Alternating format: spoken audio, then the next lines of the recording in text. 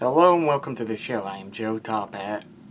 Last week, I showed off my collection of Ghostbuster comics, or trade paperbacks if you want to be more accurate. So, for this week's video, I decided to show off my Teenage Mutant Ninja Turtle comics, or trade paperbacks. The first one I want to show off in this series is, of course, the original Teenage Mutant Ninja Turtle comics done by Kevin Eastman and Peter Laird for the Mirage Studio. They have other volumes released in this series, but this is the only one I have so far. This collects the first 7 comics, as well as a one-shot, or what they call the micro-series of Raphael. That features the first appearance of Casey Jones.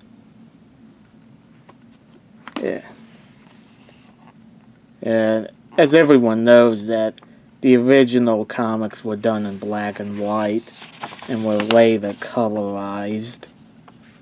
This series is just black and white. Yeah, you see the original cover right there.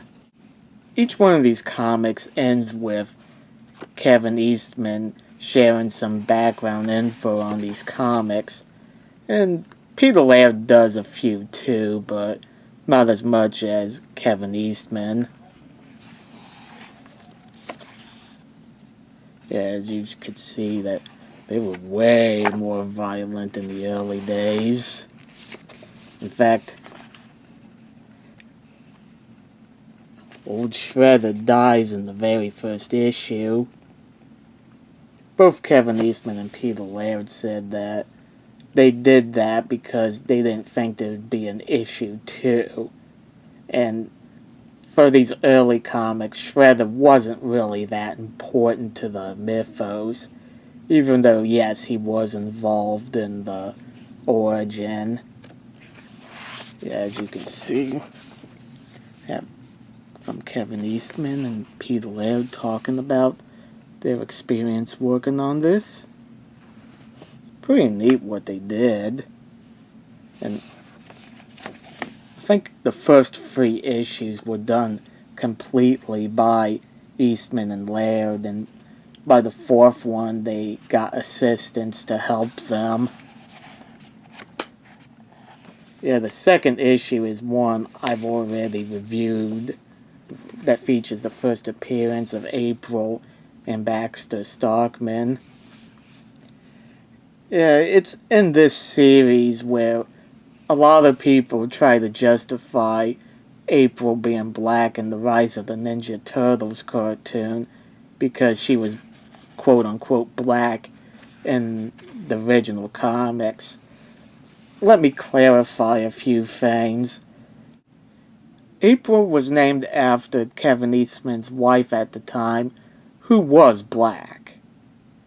And during the early development, Peter Laird stated that he thought about making her Asian, but she ended up being white. And that wasn't made retroactive, because in the colorized version of this comic that came out before the 80s cartoon, she was in fact white. A lot of people like to point out the way her hair was. Let's see if I can find it. Oh, it's Casey Jones. Kevin Eastman said his inspiration for Casey Jones came from Peter Laird's love for the A-Team. That show had a big impact on these, as well as Frank Miller's comics. The Fugitoid. Here's her hairstyle. A lot of people point to that and said she's black, but that was just a common hairstyle for women of the 80s. The 2003 cartoon is by far the closest we ever got to an adaptation of these comics. And that would even include the original movie from 1990. which is really good, by the way. That was the best one in the series. Turtles 2 Secret of the Ooze was fun in a goofy way, but inferior to the first one. The third, less said the better. The CGI one, I enjoyed it. No big complaints. And as for the Michael Bay movies, I thought the second one was better than the first, but they were still inferior to the original movie. Yeah, boy, these comics get very violent. Eastman and Laird admit that they didn't have kids in mind when they were working on these. They were doing it mostly to please themselves. Colorized cover. That looks really nice. I know in Volume 2 they include the rest of the micro series with Donatello. That one has Jack Kirby in it. And it also has issue 8, which features Cerebus the Aardvark, created by Dave Sim. That guy is kind of cuckoo. If you don't know what I'm talking about, just Google his name. Yeah, I always love going back to where a popular character originated from and see how different they are from what they're depicted today. And what I've noticed is just about all of them were more violent. I mean, the original version of Batman actually killed people and used a gun once or twice. Superman, good boy, you don't want to mess with him. You make one wrong move, you're dead, man. And the Ninja Turtles is no exception to this.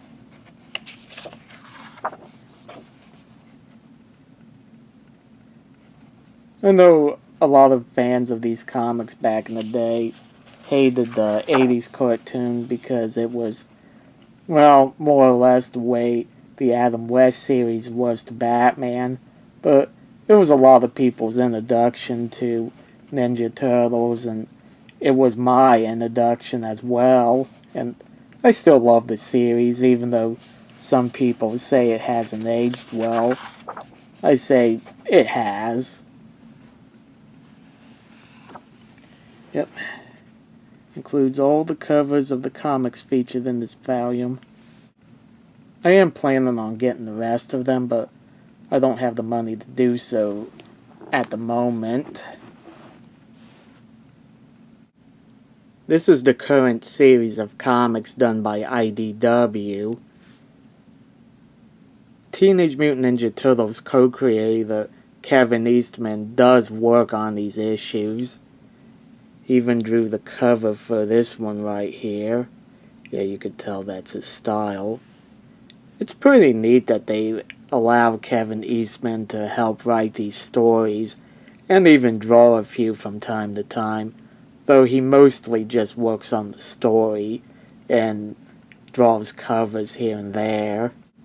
I'm not going to go through each and every one of these because, well, I got Volume 1 through Volume 17, and that would make this video way longer than I want it to be. What I like about these comics is that they're a fun hybrid of the original comics, the 1980s cartoon, the 2003 series, and yet it's still its own thing. The Michael Bay movie does use elements from these comics.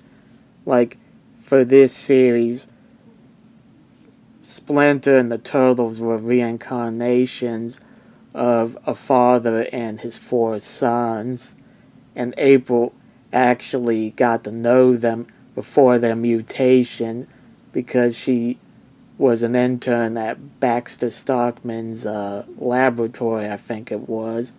It's been a while since I've read Volume 1. And she was the one who named them Splinter, Leonardo, Raphael, and Michelangelo. It's kind of a neat difference. And I also like how in this series they have April's mother was a reporter. As everyone knows, April was a reporter in the original cartoon. And oh yeah, her and Casey are in college in this series. And Casey meets the Turtles after their mutation, that is, before April does. In fact, he's the one who introduced them to April. This isn't all the volumes that have come out, but it's just the ones I have so far. And like I said, I am planning on getting more, but I don't always have the money or the room to buy all I want. These are a collection of the micro series from the current comics. These are basically one-shot issues that do tie into the ongoing series. But you don't need to read these in order to get what's going on in the current series. Yep, this first one is about the Ninja Turtles. Yeah, they cover all of them from Raphael and Michelangelo and Leonardo and of course Donatello. My favorite one in this volume is the one with Donatello. It's basically about Donatello has this troll on his website, I guess, and he later meets the guy, and yeah, that's his troll Harold, known as Kirby Fan, a reference to the fact that Eastman and Laird are huge fans of Jack Kirby. And Harold is basically a misanthrope, but like Donatello, he's really intelligent, and eventually becomes Donatello's friend, an ally to the Turtles.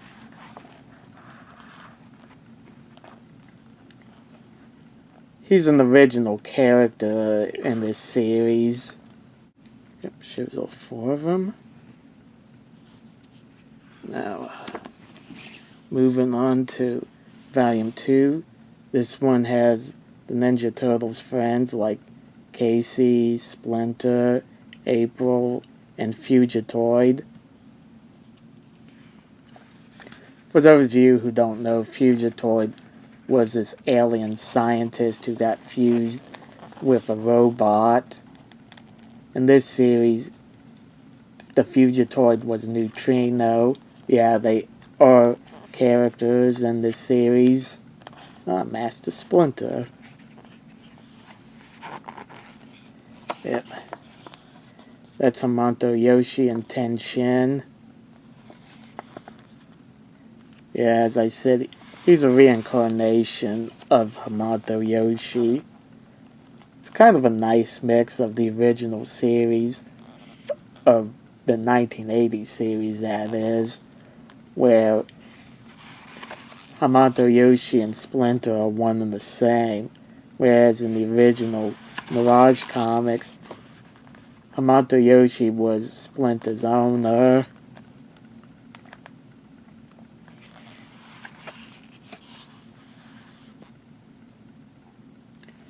Yep.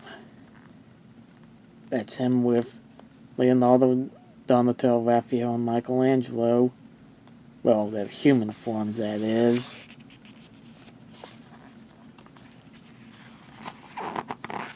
Now, what's this? Here's Casey Jones.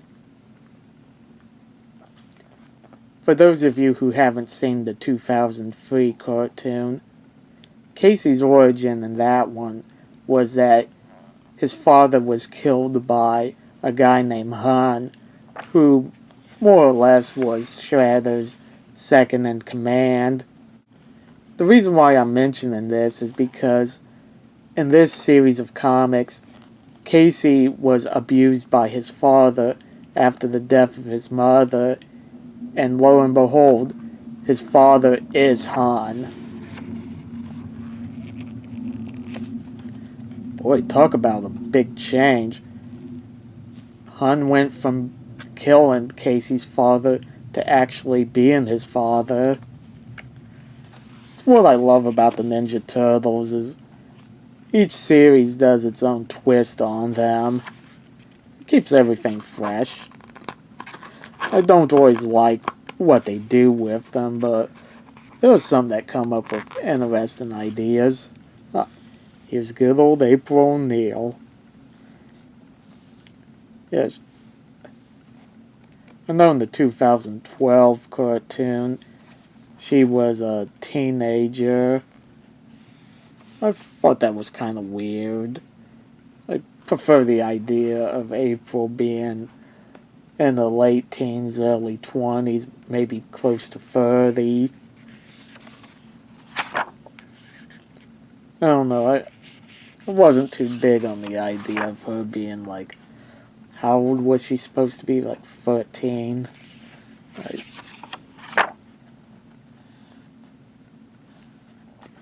Here it's Fugitoid. Yep, neutrinos.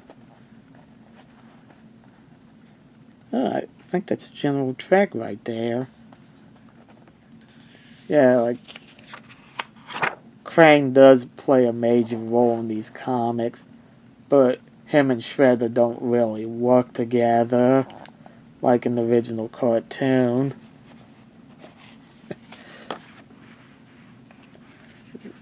Okay, now these two volumes are about the villains. Stir and Krang, everyone knows who they are, but here's a new character named Hob. He's part of the Turtles' origin, where he tried to steal Raphael away from them. Yeah, believe it or not, in this series, Raphael actually was away from the other Turtles for a time, and Splinter has all the Turtles wear red to represent their lost brother. A clever way of working in the original Mirage Comics, where the Turtles all wore red. And another new character, trying to remember her name. She eventually becomes an ally to the Turtles. See now, Alopex, I hope I'm saying that right.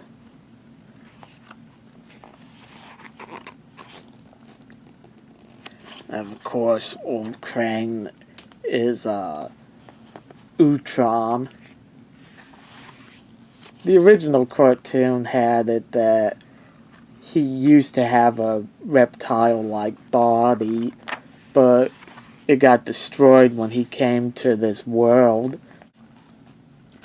Whereas in the original comics, Utroms naturally are brains.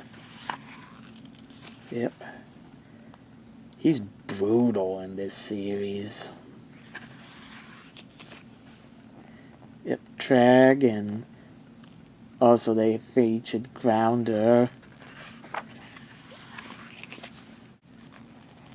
Here's Baxter Stockman. In this series, he has these fly mutants. He doesn't become a fly himself, so far. He just makes his own mutants that are flies. It's very clever.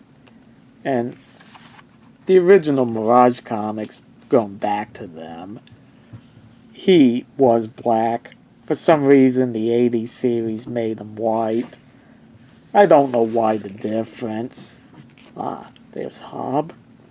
But anyway, to finish my thought on Baxter, that the original cartoon for some reason made him white, but the 2003 series on up returned him the way he was. But for some odd reason, in the 2003 series, throughout the first season, he kept losing the body part because he worked for Shredder, and when he would disappoint Shredder, he would take away like an eye or an arm, a leg. And it got to the point where he was reduced to just being the brain. Boy, that was pretty over the top. Anyway, here is Hob. He, of course, is a villain, but then later on he became sort of a frenemy to the Turtles. There's Alopex. She would later be an ally to the Turtles.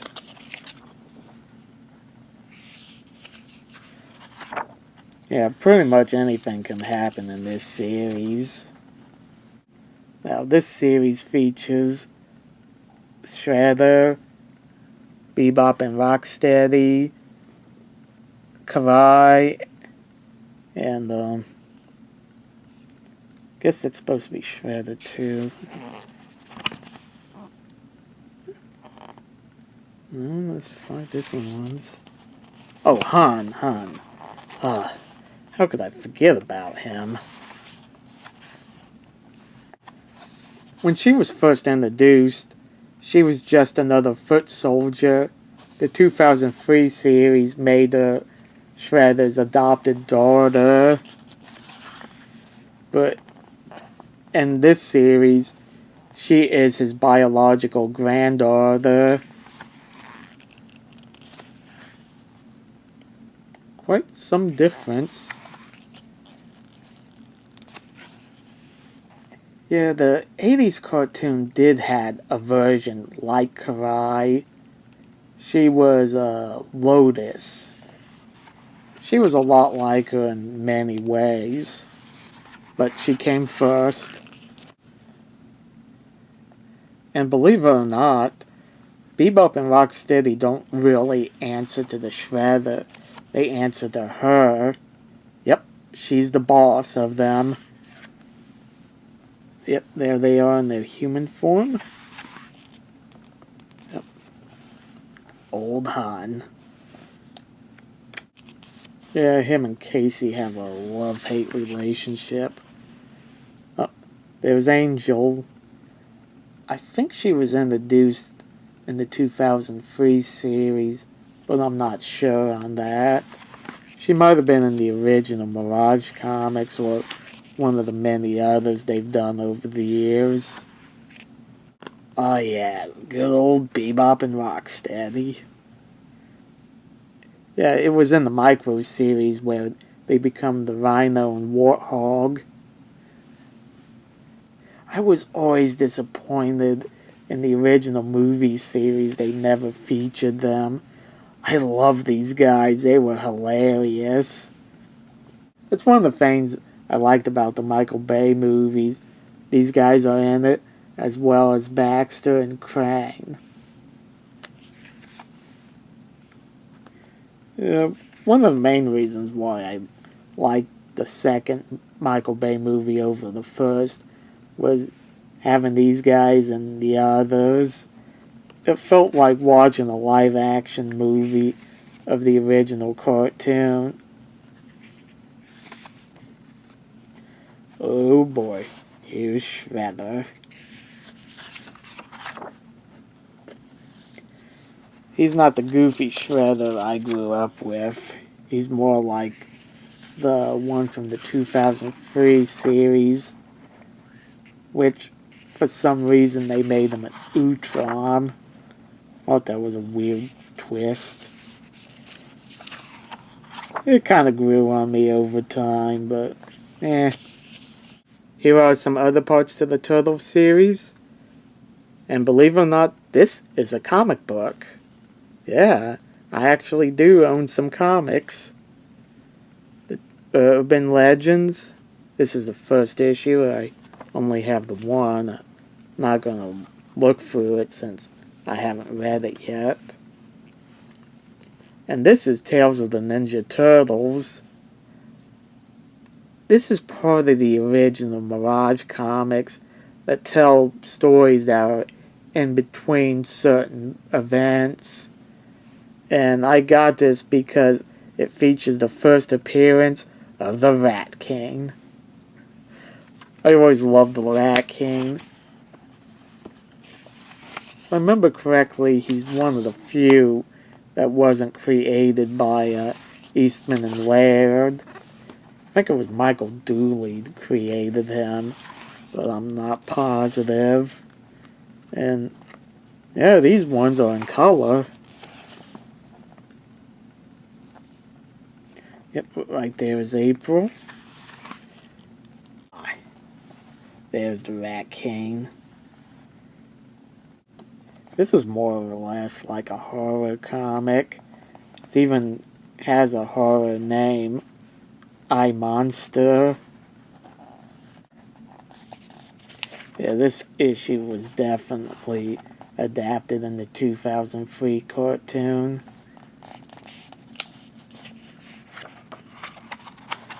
And if you wonder what I thought of the 2012 show, I really couldn't get into it. There was nothing wrong with the cartoon itself. It was just, having grown up with the original series, I couldn't get past the fact that Donatello now had Raphael's voice. It's pretty cool that Rob Paulsen did both, but I couldn't get past that. But pretty much everyone I know liked the show, and can't knock that.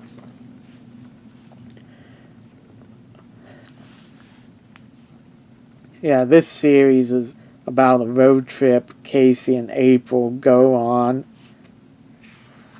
Yeah, these two happen to be my favorite couple, or among my favorite couple. It's too bad the original cartoon never had them be a couple.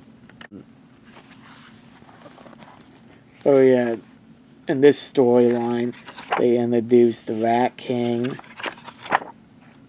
He's more or less like a god. Yep, there's the Rat King. For some reason, this pattern reminds me of the Ghost Trap from Ghostbusters.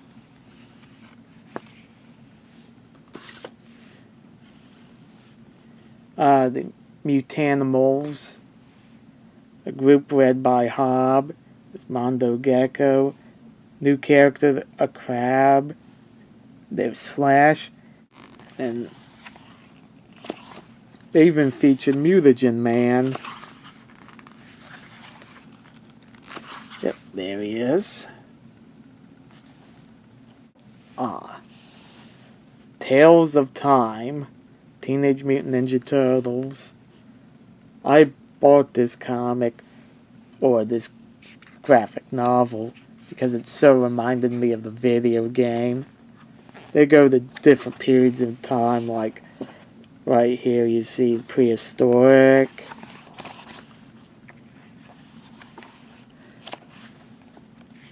Yep. Ancient Japan. Let's see what else do they go through. Pirate Ship. Boy, it's so much like that game.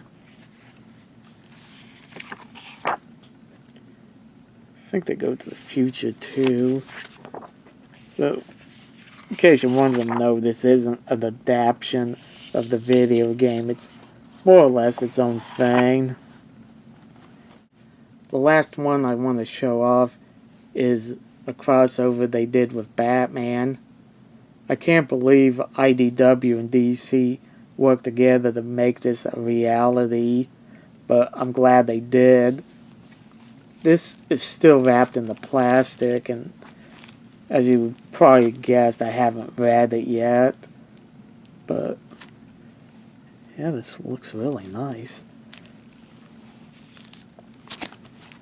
Yeah, I'm planning on reading this sometime down the road and do a review of it. Thanks for watching. Let me know in the comment section what you guys think, and don't forget to like and subscribe. See you later.